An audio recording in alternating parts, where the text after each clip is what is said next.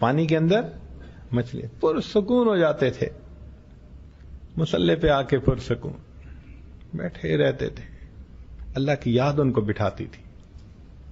اور آج حالت یہ ہے بس نماز کا سلام پھیرا، تسبیحات بھی نہیں پڑھی جاتی، اور عجیب بات کہ دعا بھی آج کل منٹوں کی بن گئی ہے اور سیکنڈوں کی بن گئی ہے۔ آپ غور کریں اپنے اوپر یا دوسروں پر، بس ہاتھ اٹھائیں گے اور آدھے منٹ کے اندر منہ پہ پھیرا اور چل۔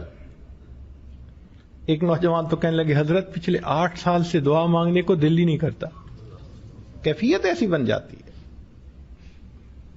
مصلی سے محبت کا ہونا اللہ رب العزت سے محبت کی دلیل ہوتی ہے۔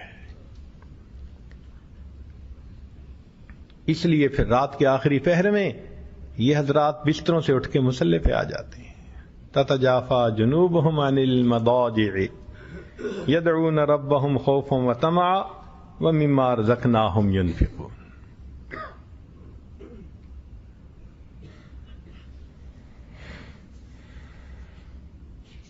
تو اللہ رب العزت بندے سے محبت کرتے ہیں اور بندہ اللہ سے محبت کرتا ہے، لیکن محبت زیادہ کون کرتا ہے؟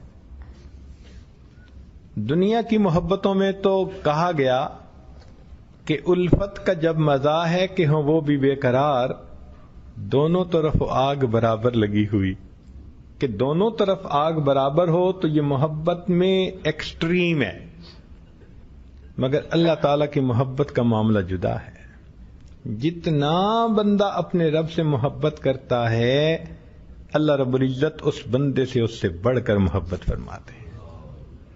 جتنا بندہ محبت کرتا ہے، ایک قدم چلتا ہے اللہ کی طرف، فرمایا تم ایک بالش چلتے ہو، میری رحمت 2 بالش جاتی ہے۔ وَإِنْ أَتَانِي يَمْشِي أَتَيْتُهُ هَرْوَلًا، اگر کوئی بندہ میرے گھر کی طرف ایک چل کے آتا ہے تو میری رحمت اس کی طرف دوڑ کے جاتی ہے۔ محبت کی ایک علامت ہوتی ہے کہ انسان اپنے محبوب کو جتنا کچھ دے دے، تھوڑا سمجھتا ہے، کہتے ہیں میں نے تھوڑا دیا ہے، زیادہ نہیں دیا۔ تو آپ دیکھیے اللہ رب العزت نے بندے کو دنیا میں کیا کیا نعمتیں دی، ان گنت نعمتیں دیں، اور ان گنت نعمتیں دینے کے بعد فرمایا قل متاع الدنیا قلیل، کہہ دو کہ دنیا کی متاع تھوڑی سی۔ اتنا دے دے کے کہا تھوڑا سا دیا ہے، اور اس کے جواب میں محبوب اگر تھوڑا سا دے دے تو وہ تھوڑا نہیں ہوتا، وہ بڑا نظر آتا ہے، جی میرے محبوب نے مجھے بھیجا ہے۔ لہذا بندے کی عمر محدود، عمل محدود، اس بندے نے محدود زندگی میں اللہ کا محدود ذکر کیا۔ اللہ فرماتے ہیں وَالذَّاكِرِينَ اللَّهَ كَثِيرًا وَالذَّاكِرَاتِ، تو محدود عمل پہ کثیر کا لفظ استعمال کیا اور ان گنت نعمتوں پہ قلیل کا لفظ استعمال کیا۔ واقعی اللہ کو اپنے بندوں سے محبت ہے۔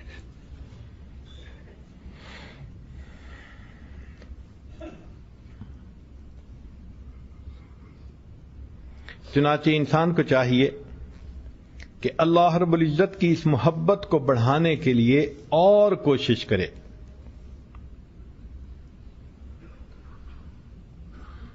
جب محبت ہو جاتی ہے تو پھر محبوب کے سوا کوئی دھیان نہیں رہتا۔ قیل لبعض المحبین، محبت کرنے والوں میں سے کسی نے پوچھا من اینا، بھئی کہاں سے ہو؟ قال من عند الحبیب، کہنے لگا محبوب کی طرف سے۔ قیل ولا وإلی این، کہ جانا کہاں ہے؟ قال الی الحبیب، حبیب کی طرف جانا ہے۔ قیل ما تشتہی، پوچھا تجھے چاہت کس کی ہے؟ قال لقاء الحبیب، کہنے لگا کہ محبوب کی۔ قیل الی متی تذکر الحبیب، پوچھنے والے نے کہا تو کب تک محبوب کا تذکرہ کرے گا؟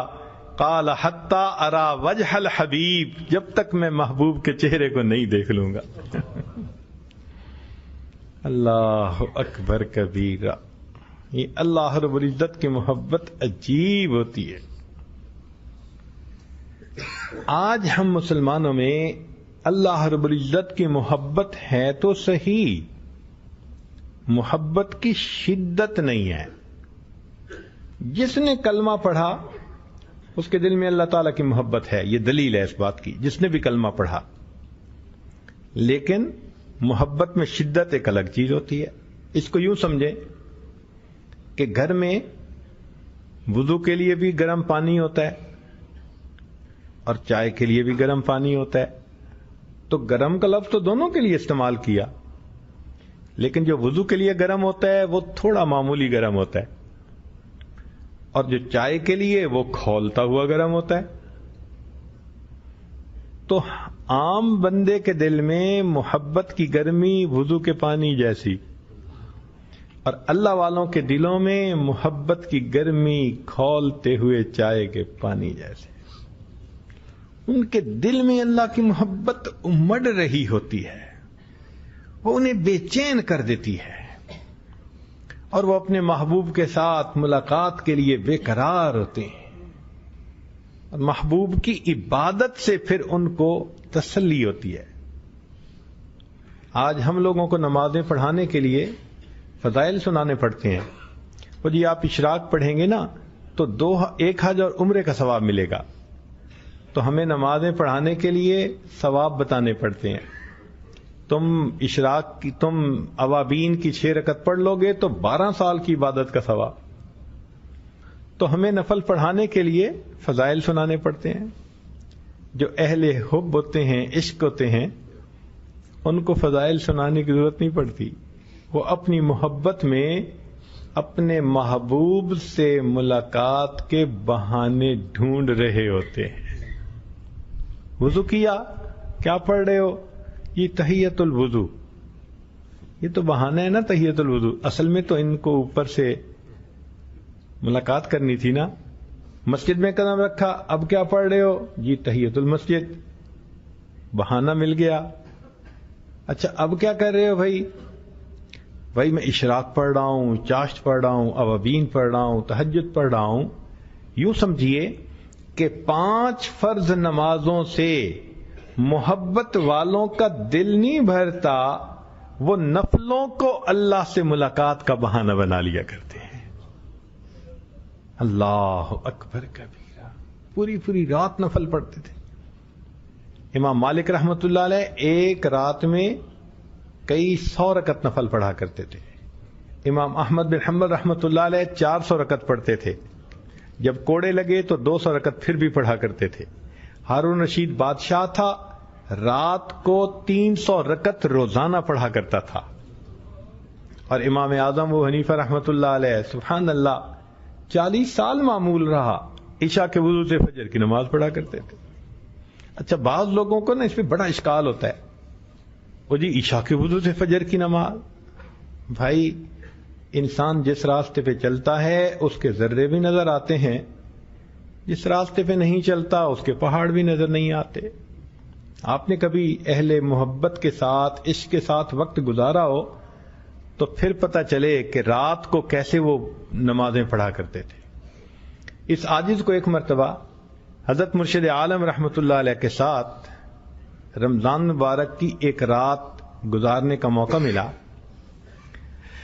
حضرت نے مغرب کے بعد افطاری فرمائی اور وضو کر لیا، اور اس رات مسجد میں ختم قرآن تھا، اور مسجد والوں نے پورے ملک سے بڑے اعلیٰ قراء کو بلایا ہوا تھا تلاوت قرآن پاک کے لیے. تو حضرت فرمانے لگے بھائی جلدی جانے ہیں تاکہ اگلی صف میں جگہ ملے.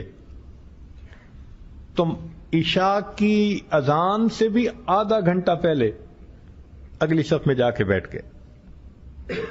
عشاء کی نماز پڑھی، پھر تراویح پڑھی. تراویح کی نماز کے بعد پھر ان قراء نے قرات کرنی شروع کر دی. ہمارے حضرت رحمت اللہ علیہ تو عاشق قرآن تھے، ان کے سامنے کوئی قرآن پڑھتا تھا ہمارے حضرت کی تھکاوٹ ختم ہو جاتی تھی. کیسے ہوتا تھا ایسے؟ ہم نے تجربہ کیا ہے. ماں کہتی ہے گھر میں نے آج سارا دن صفائیاں کروائی ہیں، کپڑے دھوئے ہیں، میں تھک گئی ہوں، بس میں نے عشاء پڑھتے ہی سو جانا ہے، مجھے کوئی ڈسٹرب نہ کرے. اور اگر عشاء کے بعد اچانک دوسرے شہر سے اس کا جوان بیٹا آ جائے گھر میں تو ماشاءاللہ اس کو کھانا کھلا رہی ہے، بیٹھی ہے، باتیں کر رہی ہے، امی اب آپ کے اوپر نیند کے آثار بھی نہیں. کہے گی بیٹی تیرے بھائی کی وجہ سے میری نیند ہی ختم ہو گئی. تو جیسے محبت کی وجہ سے ماں کی نیند ختم ہو جاتی ہے، وہ فریش ہو جاتی ہے، ایسے ہی اللہ والے جب مصلی پہ آتے ہیں تو ان کی نیندیں بھی ختم، وہ فریش ہو جایا کرتے. حضرت رحمت اللہ علیہ نے قرات سنی، حتیٰ کہ اتنا وقت گزر گیا کہ اعلان ہوا کہ سحری کا وقت ختم ہونے میں 1 گھنٹہ صرف رہ گیا ہے اور مسجد میں سحری کا سب کے لیے انتظام ہے. تو ہم دسترخوان بچھا رہے ہیں، سب لوگ اس 1 گھنٹے میں اپنی سحری کر لیں.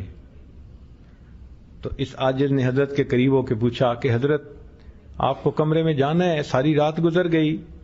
90 سال کی عمر تھی اور ڈائبیٹک بھی تھے، اور لوگ جانتے ہیں کہ جو ڈائبیٹک ہو اس کو تو گھنٹے 2 کے بعد یورینیشن کی ضرورت ہوتی ہے. تو حضرت نے فرمایا اس کا مطلب کہ مجھے نہیں جانا. پیچھے ہٹ گیا. پھر حضرت نے بھی وہیں سب لوگوں کے ساتھ سحری کی.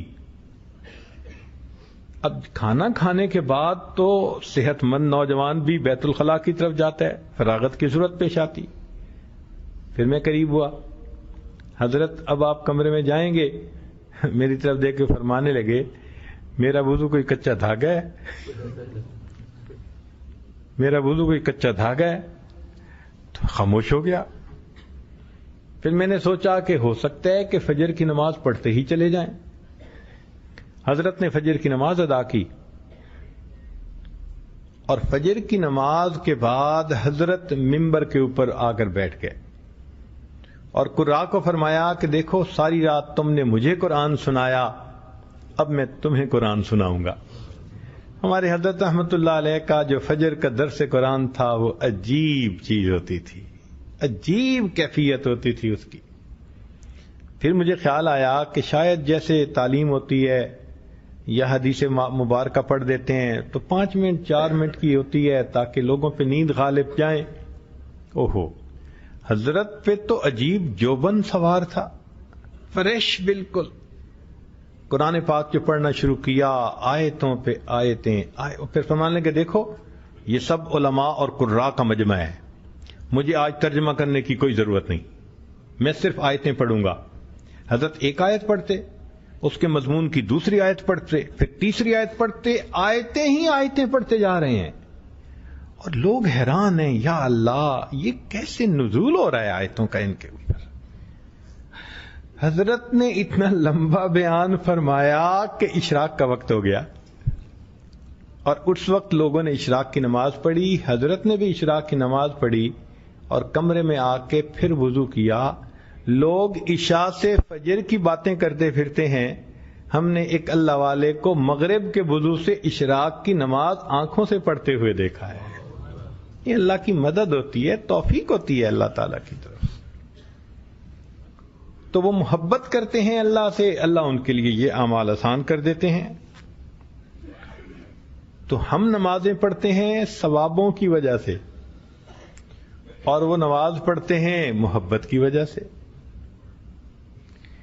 کسی نے کہا بات بڑی عجیب کی ہے، بندگی سے ہمیں تو مطلب ہے، بندگی سے ہمیں تو مطلب ہے، ہم ثواب و عذاب کیا جانے. کہ ہمیں تو نماز پڑھنی ہے، اللہ کی بندگی کرنی ہے. بندگی سے ہمیں تو مطلب ہے، ہم ثواب و عذاب کیا جانے. کس میں کتنا ثواب ملتا ہے، عشق والے حساب کیا جانے. عشق والوں کو کیا پتہ ان حسابوں کا، وہ تو محبت میں پڑھ رہے ہوتے ہیں. تو جب اللہ تعالیٰ کی محبت آتی ہے پھر انسان کو اللہ سے ہم کلامی کا مزہ آ رہا ہوتا ہے.